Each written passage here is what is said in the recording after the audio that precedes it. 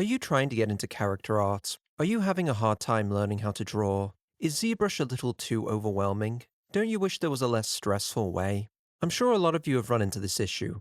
Trying to learn something you have a lot of passion for can be a constant cause of very rapid burnout, especially when you're not seeing any improvements. If you have watched my How to Install Diffeomorphic tutorial, you may have noticed this girl as my showcase. Well, luckily for you, I recorded the entire process of how I made her using Daz Studio and Blender. I have used this workflow to great success with my illustration and concept art commissions. If you like what you see in this video and wish to hire me, please click the link below and fill in the form. Now sit back, relax, and let me explain how I created this character.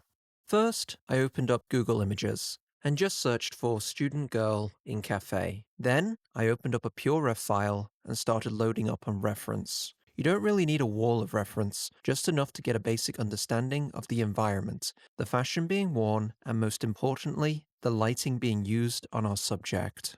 I also took care to avoid any AI imagery, as Google has become a minefield for that kind of stuff, so my rule of thumb was only collect professional photography.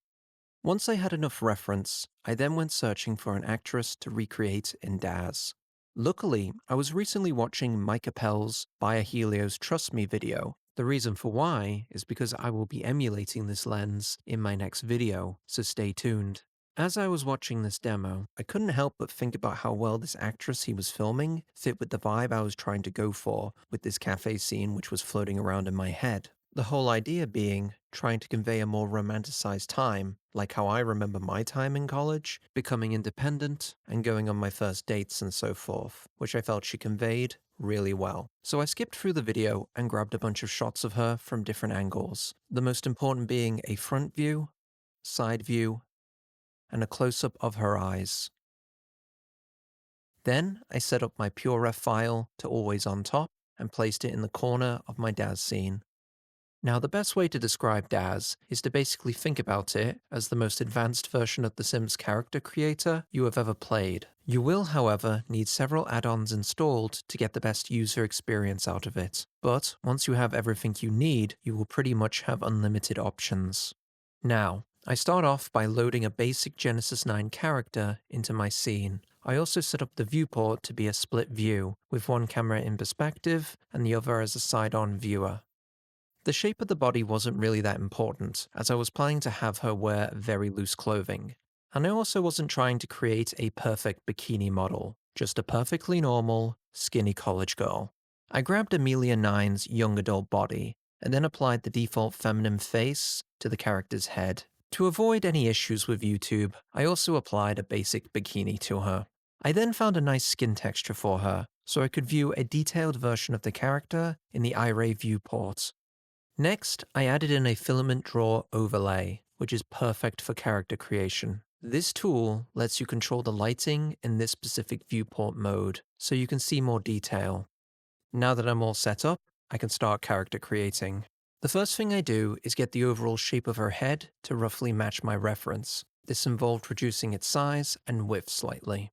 I then jump right into shaping the facial features, starting with the nose. Probably the most important part of our face when it comes to beauty standards. There is a reason why nose jobs are so popular after all, so I always start shaping that first. I try to get the overall shape roughly nailed down in this early stage, first by figuring out the size of the nose's shaft, then working on the shape of the nose's tip. The side view reference came in very useful here, as her nose tilts up slightly, which I made sure to add. With the nose in a good spot, I moved on to the mouth. Her lips are quite thin and sharp, so I did my best to replicate that by experimenting with the different sliders. I then did a pass in iRay to see how my changes had affected the character's overall look. The main issue at this point is trying to lose that default Daz character look, which is when your character looks more like they're related to your starting character than being a completely different person. I also decided to replace the default eye color with the same color that the actress has. This was easier said than done, as I actually could not tell what color they were. I was pretty sure they were not blue or green, but kind of a dark grey, I think, so I sort of guesstimated it. I also spent a little bit too much time trying to find the perfect eyebrows. Next up, I started work on her chin, jaw, and cheeks. It was at this point that I started running into some issues, where I was basically running into a feedback loop of the face not looking the way I wanted it to, causing me to constantly make minor tweaks to try and correct it. I tried adding some hair, as this would help my character look more like the reference. This did help break up the shape of the character's head and bring in more focus on the face. I also adjusted the light so it would match the reference images. You'd be surprised by how big of a difference lighting can play in changing your appearance, so taking this into account when trying to match your reference can go a long way. I decided to take a look at my wrinkle add-on to see if any imperfections could help solve my issues. This tweaking did go on for a while, and I was starting to lose hope. I started to zero in on the cheekbones as the main culprit. Then it hit me. It was the skull size the whole time. I jumped back into the head settings and made her head much thinner than before. I then came up with an idea. Instead of using my reference images as a guide to recreating the actress, I should instead make my Daz character mimic what the actress is doing in my reference. That way, I would have a much more accurate side-by-side view when shaping. So I posed the character and got a completely new perspective on what I was missing. It kind of felt like flipping the canvas in Photoshop. This then gave me the confidence to get back to work shaping. I reset some of my original tweaks as they were causing more harm than good. Then I reevaluated my plan of attack. I started by adjusting the eyes first, making them slightly tilted and sharpening the eyelids. I then moved in on my main trouble spot, being the jaw and the chin. I made it more triangular and then flattened the chin slightly. I then realized, as I had made the face smaller, the lips had gotten bigger and were now taking up much more of the face. Once I had reduced their size, the face really started to come together. I followed up my breakthrough by reshaping the nose to make it more accurate to my reference. Lastly, I adjusted the eyes to be slightly bigger and closer together. By this point, I felt ready to call it. It wasn't a one-to-one recreation, but it was a very close match, which at this point was satisfactory for my mental health. There was one last thing I was missing, which was a skin texture that better matched my reference, as the current skin texture I was using was very clean, while in the reference, the actress has freckles. So I sorted through my skin materials until I found one that fit almost perfectly. It was actually quite surprising how much this simple change helped bring my character closer to my reference. I brightened it up a little bit, then moved on to makeup, which was quite simple as she only had a small amount of eyeliner on. I also applied a little bit of lipstick, as her lips seemed a bit shinier in my reference. Finally, I applied a little bit of blush to her cheeks to get that pinch look. And yes, when I got into this line of work, having an in-depth knowledge of women's makeup routines was not what I expected to get out of it. Anyway, as the final check, I posed her so she was mimicking my second front-on reference image.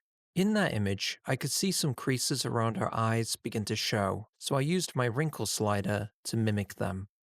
Finally, I did some polish by making little tweaks here and there, but nothing major, as I was more checking to see if I had missed anything. Once I was done, I reset the character back to her original T-pose.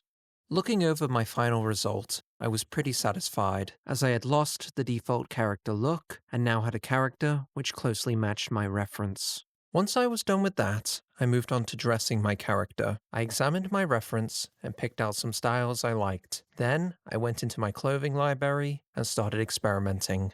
The fashion style I was looking for was kind of a mix of smart and casual, but not too flashy. I started off by trying out this sweater and scarf, but it leaned too much into the flashy spectrum, so I swapped it out for a more normal sweater.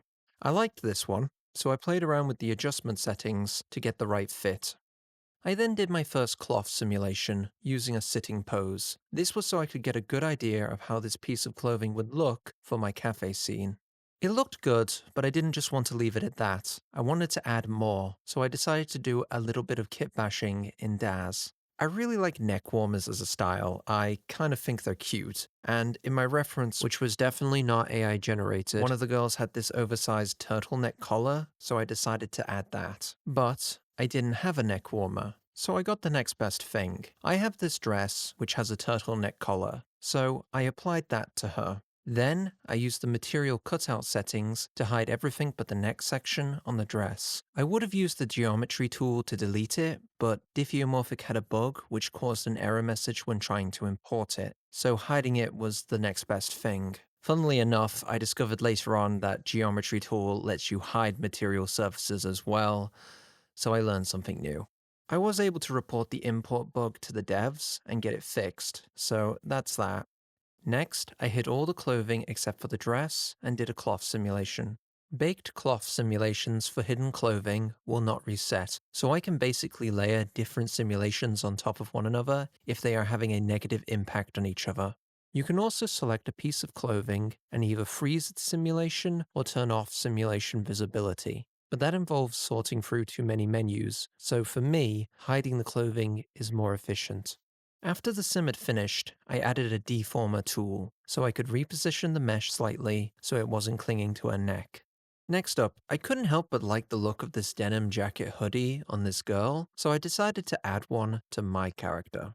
I did another cloth sim, but this time with all the clothing unhidden to see if it would work. Luckily, it simulated correctly, so I ran with it.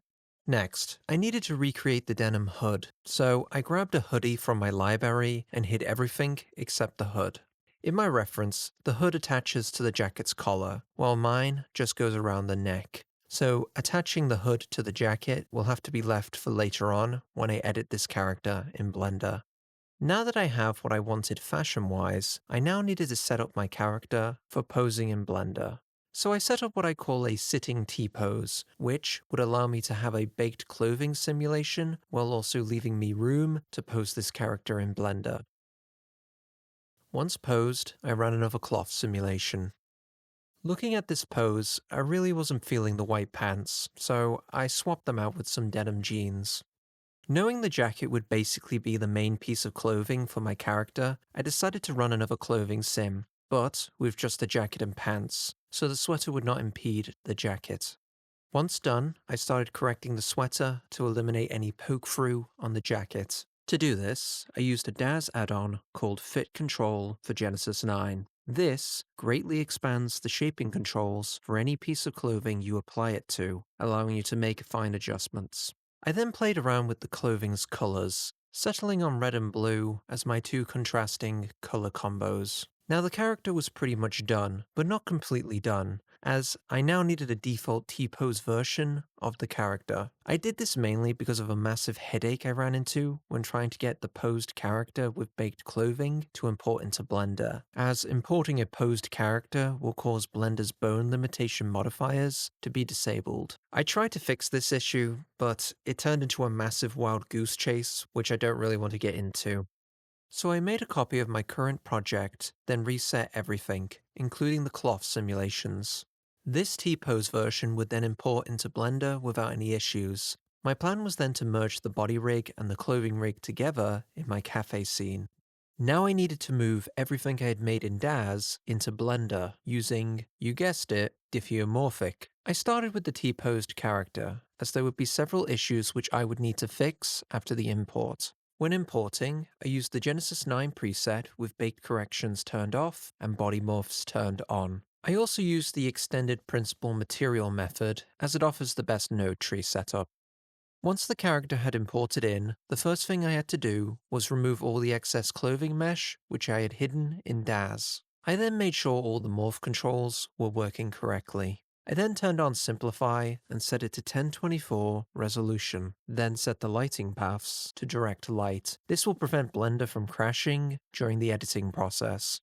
Next up, Diffeomorphic will import all your Daz scene settings into Blender. This includes adding transparency and a HDRI. I turned the transparency off and then added my own personal HDRI. This helps quite a lot as HDRIs give you a much higher quality of lighting so you can work more efficiently. Now Diffeomorphic is great for importing characters from Daz to Blender, but due to the different lighting engines used by both softwares, the materials can appear slightly different. So I started by editing the clothing as a warm-up. I had changed my mind about the neck warmer being blue, so I decided to make all the inner layers of clothing red and all the outer layers of clothing blue. I also desaturated the sweater a little bit, so it was less eye-catching.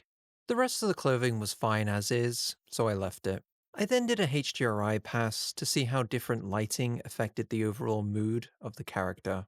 Now, one of the biggest issues with Diffeomorphic is that the Daz hair materials look terrible in Blender. That is, of course, if they import correctly to begin with. So some time ago, I created my own custom Daz hair material, which I could use to swap out any hair materials I had imported into Blender. It's quite simple, as once it's imported, all I have to do is swap out the alpha texture, and that's it. To see the best version of your character, always set the light paths to full global illumination. Once you're satisfied, turn it back to direct, otherwise Blender will crash. I didn't feel the need to change the hair's color as I felt it looked good the way it was. Now for this project, I'm going to be doing a lot of posing, so I want to be able to move the eyes without having to use the morph menu or zooming in and selecting these two individual eye bones. So what I do is select the armature, then I go to edit mode. I then stretch out these two eye bones and extrude them upwards. I then select these extruded bones and snap the cursor between them. I then duplicate a bone and snap it to the center. This will be the control bone for the eye's direction.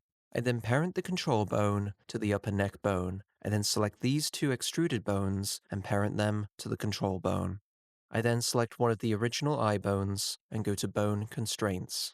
I add in a track 2 modifier and then make the target my rig. I then set the bone target as my extruded bone. Lastly, I set the track axis to Y and the up to X. Now the eye bones will track the control bone, saving me the trouble of having to select them both in the future. Next up, let's take a look at the skin. It's a little too tanned, which is a common issue when switching between different lighting engines. So I go into the skin material for the head and set the factor node to 0.6. The factor node is mixing the subsurface texture with the original skin texture. By reducing it, we can remove the tanned look by making the subsurface skin texture more dominant. I did the same for the arms. Since the other body parts are not visible, I left them be.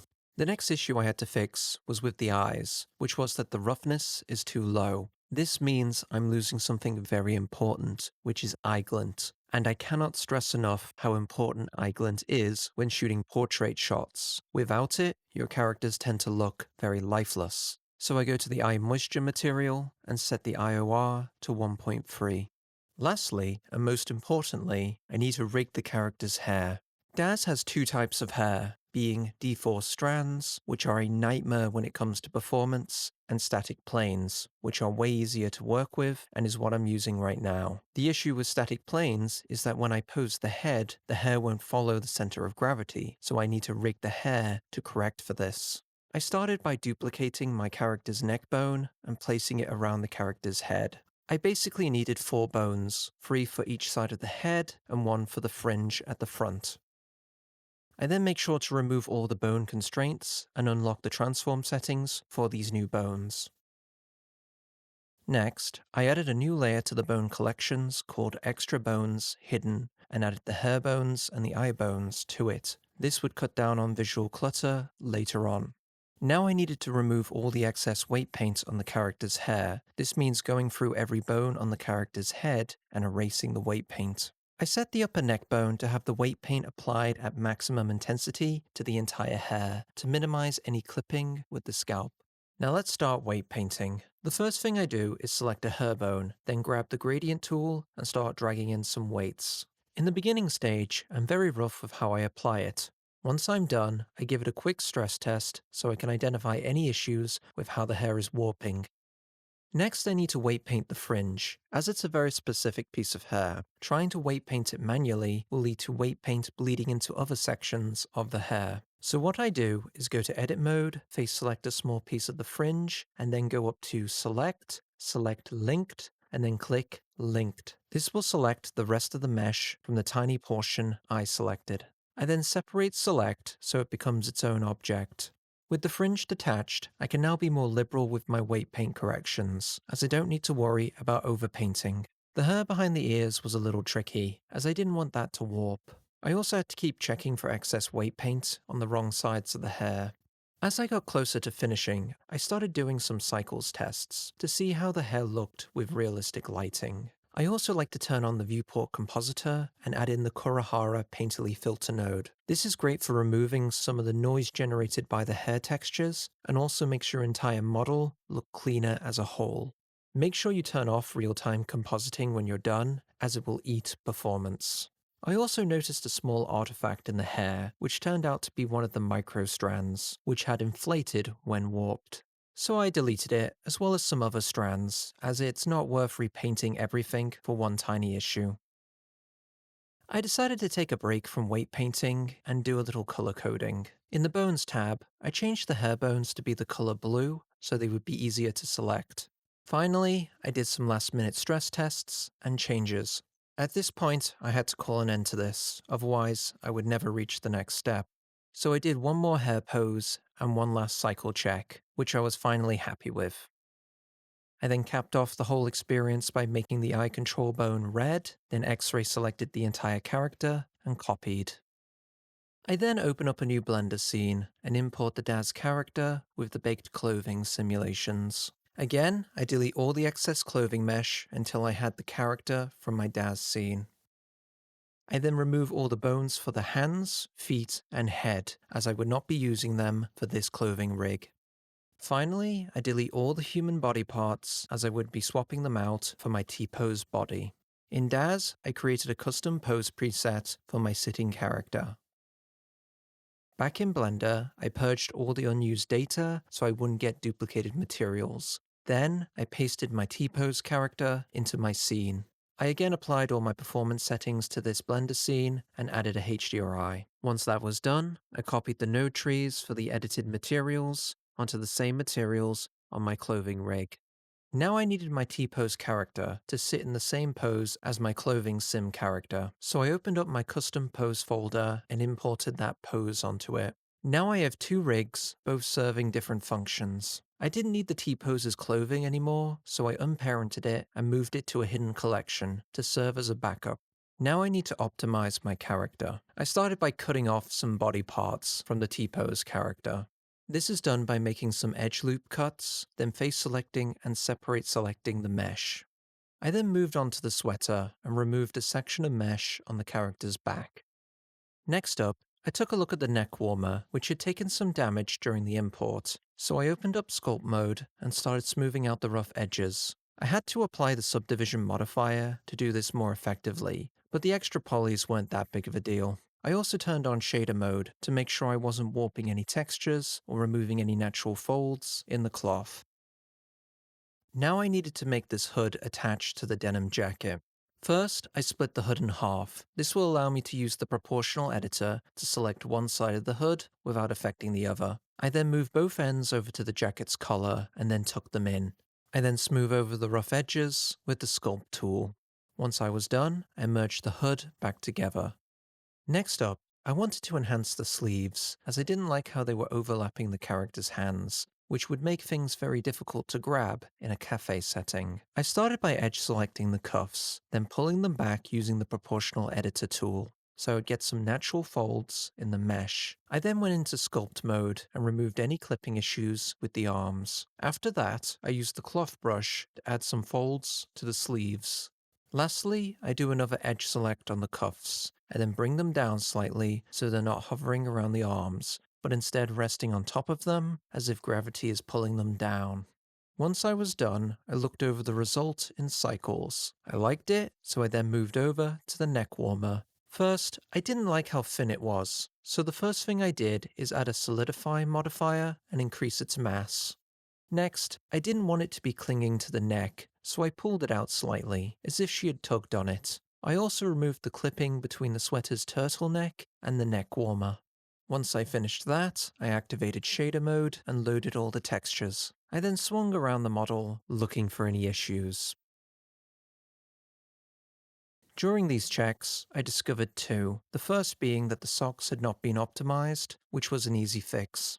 The second being that the toe bones on the shoes had caused the mesh to become jagged. To fix this, I had to go back and re-import my T-pose character, but this time make sure merge toes were enabled. That way, the individual toe bones would be replaced with a single bone, which would eliminate the jagged edges. I copied those new shoes into my scene and then set them to use my T-pose character's armature. And with that, I felt my character was pretty much done. Now the next issue was, how do I pose these two rigs together? Well, it's actually quite simple. I just select both rigs, then in pose mode, box select both bones, and then pose the T-pose character's bones. This way, the clothing rig will follow the T-pose character's arm. Also, if I feel like the clothing needs some minor adjustments, I can just pose the clothing rig while leaving the T-pose character alone. Now for the cherry on top. To make her a more authentic college girl, she would need some headphones, so I opened up BlendKit and grabbed some. I would also highly recommend you have BlendKit installed, as it's perfect for instantly importing free assets into your scene. I positioned the headphones so they were hanging around her neck, then changed their color scheme to red to match the inner layer. I then parented the empty to the neck bone on the clothing's rig, so if I posed the neck, it wouldn't clip. Lastly, I changed the color of my clothing rig to red, so I wouldn't have any issues selecting the correct bones. And with that, I was finally done. But this is just the first stage. In the next video, I will be importing this character into a cafe environment scene. There, we will be experimenting with different camera lenses, different lighting, different angles, different expressions, and it's going to be a lot of fun. So subscribe and stay tuned.